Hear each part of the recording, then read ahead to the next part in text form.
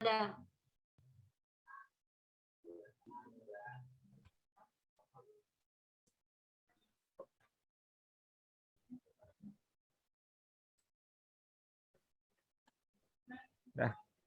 Assalamualaikum warahmatullahi wabarakatuh, Ibu.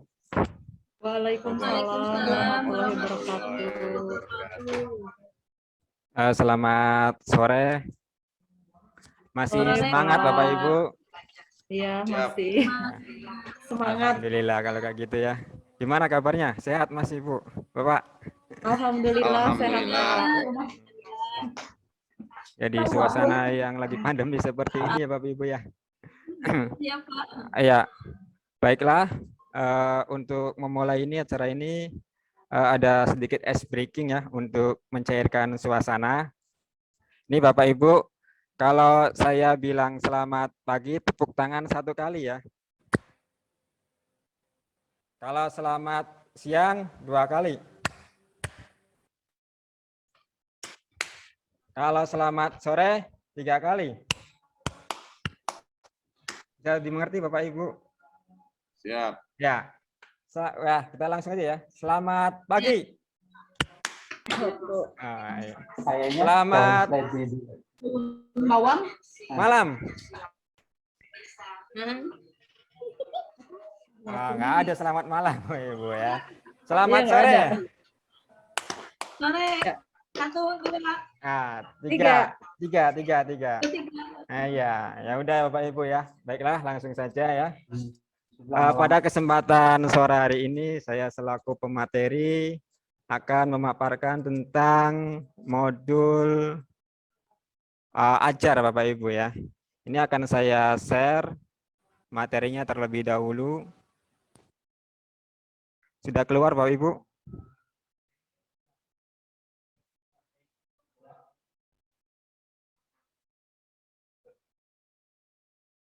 Udah keluar belum Bapak Ibu?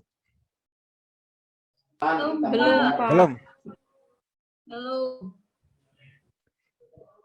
Mohon maaf ya terganggu.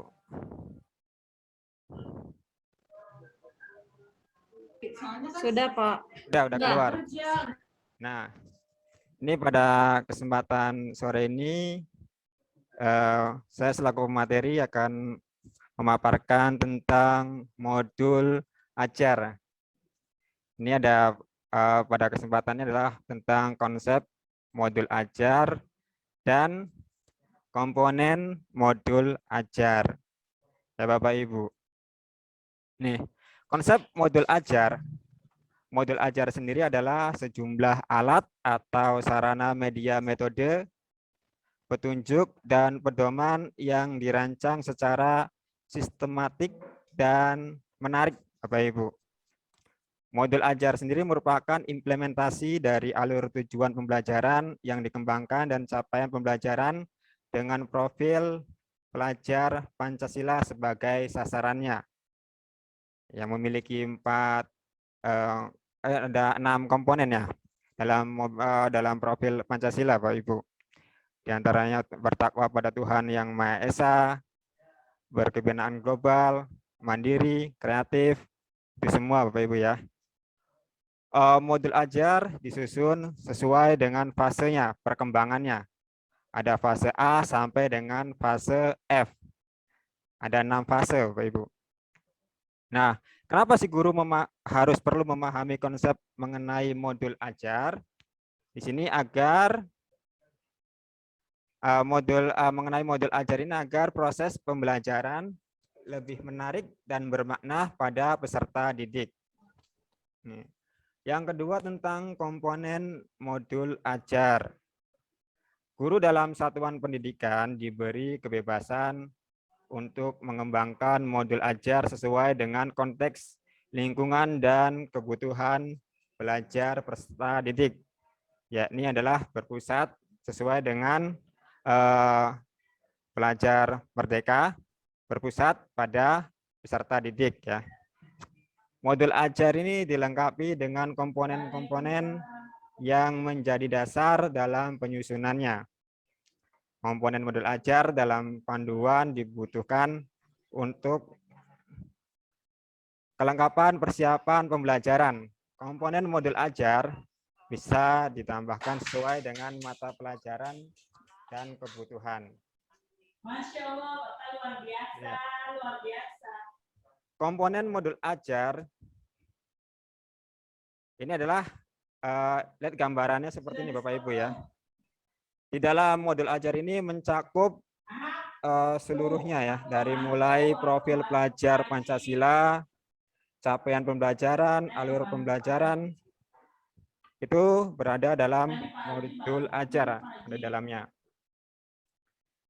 Komponen modul ajar adalah informasi umum ya. Isinya ada 3 Bapak Ibu. Ini ada informasi umum, komponen inti, dan lampiran.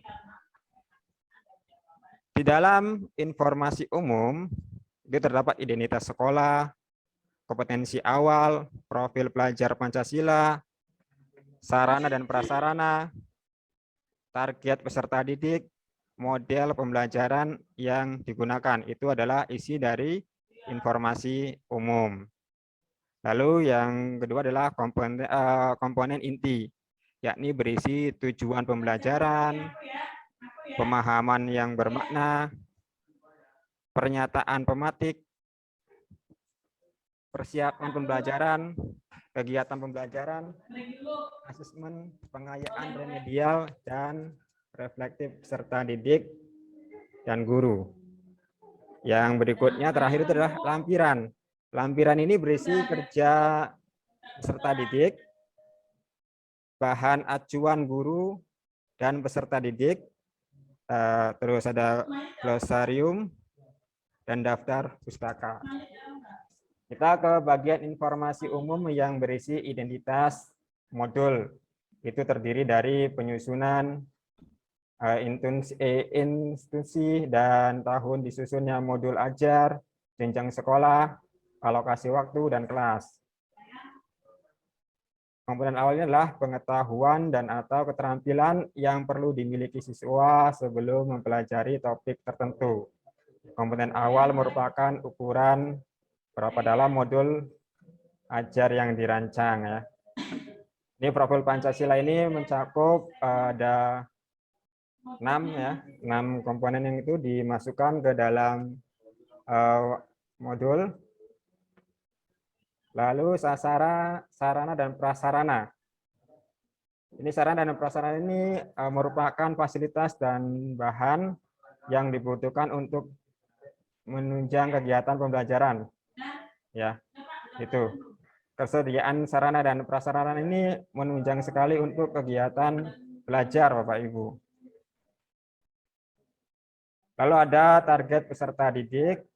Yang menjadi target peserta didik adalah ada target yang reguler atau tipikalnya umum, peserta didik dengan kesulitan belajar, memiliki gaya belajar yang terbatas, hanya satu gaya, misalkan dengan audio saja atau visual saja. Nah, itu harus bagaimana caranya itu ya. Peserta didik dengan pencapaian tinggi, mencerna, memahami dengan cepat, mampu mencapai keterampilan berpikir aras tinggi ya, host, dan memiliki keterampilan memimpin. Model pembelajarannya bisa pembelajaran jarak jauh, karena ini lagi pandemi, ataupun luring ya. Untuk tatap muka ini masih belum bisa memungkinkan, karena masih dalam suasana keadaan yang lagi pandemi seperti ini. Tujuan pembelajaran harus mencerminkan hal-hal penting dari pembelajaran yang harus bisa diuji dengan sebagai bentuk asesmen, sebagai bentuk dari rujukan pemahaman. Ya, tujuan pembelajaran menentukan kegiatan belajar, sumber daya yang digunakan, kesesuaian dengan keberagaman murid atau peserta didik, dan metode asesmen yang digunakan. Tujuan pembelajaran ini bisa dari berbagai bentuk pengetahuan yang berupa fakta dan informasi, dan juga prosedural, pemahaman konseptual, pemikiran, penalaran, keterampilan, dan kolaboratif, dan strategi komunikasi. Ya. Lalu ada pemahaman bermakna, pemahaman yang informasinya itu tentang manfaat yang akan didapatkan oleh peserta didik ketika mendapatkan atau mendapatkan materi pembelajaran tertentu ya tentunya. Contoh pemahamannya itu ada manusia berorganisasi untuk memecahkan masalah dan mencapai satu tujuan. Pernyataan pematik. Nah, Bapak Ibu, ini ada juga pernyataan pematik yang harus dikuasai juga ya. Seperti pertanyaan pematik dibuat oleh guru untuk menumbuhkan rasa ingin tahu dan kemampuan berpikir kritis dalam diri peserta didik. Pertanyaan pematik ini memandu siswa untuk memperoleh pemahaman yang bermakna sesuai dengan tujuan pembelajaran. Contohnya, pada pembelajaran menulis cerpen ya, guru dapat mendorong pertanyaan pematik seperti, apa yang membuat sebuah cerpen ini menarik untuk dibaca? Nah, jika kamu diminta untuk membuat akhir cerita yang berbeda, atau akhirnya bagaimana ya alur perjalanannya gitu. Asesmen ini, lalu ada asesmen. Asesmen digunakan untuk mengukur capaian pembelajaran di akhir kegiatan. Jadi asesmen ini digunakannya adalah setelah pembelajaran itu selesai ya, atau lagi sedang berjalannya sesuai itu sedang belajar dengan tujuan pembelajaran yang diterapkan. Jenis-jenis asesmen ini adalah ada 3, asesmen diagnostik, asesmen formatif, dan asesmen sumatif. Ya. Kenapa kita harus mendiagnostik ya, asesmennya ini? Karena peserta didik itu terdiri dari beragam kebutuhan ya, dan beragam pula gaya belajar mereka.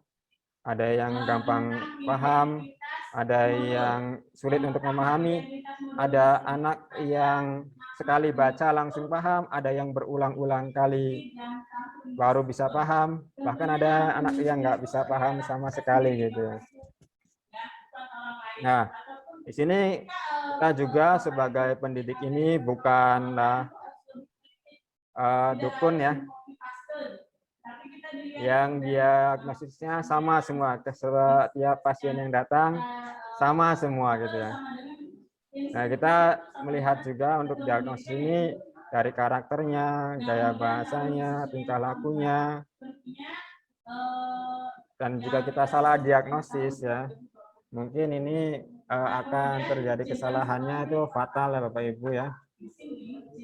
Kalau dokter mungkin hanya satu pasien jika salah diagnosis, tapi kalau sebagai pendidik ketika salah diagnosis itu mungkin bisa satu kelas, kalau dia ngajarnya cuma satu ya, itu salah semua, korbannya juga satu, itu satu kelas tapi ya, gitu. Bapak Ibu. Terus berikutnya adalah lampiran yang terakhir. Lembar kerja peserta didik. Lembar kerja siswa ini ditunjukkan untuk peserta didik, bukan guru.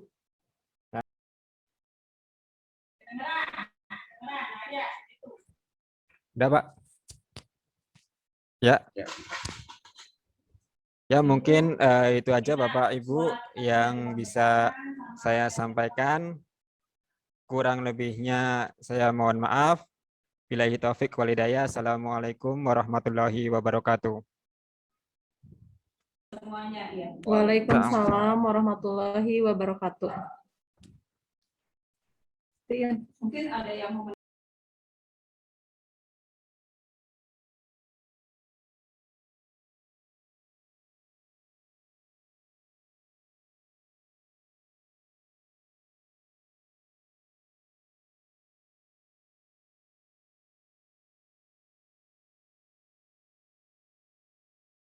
Kedengaran suaranya Pak.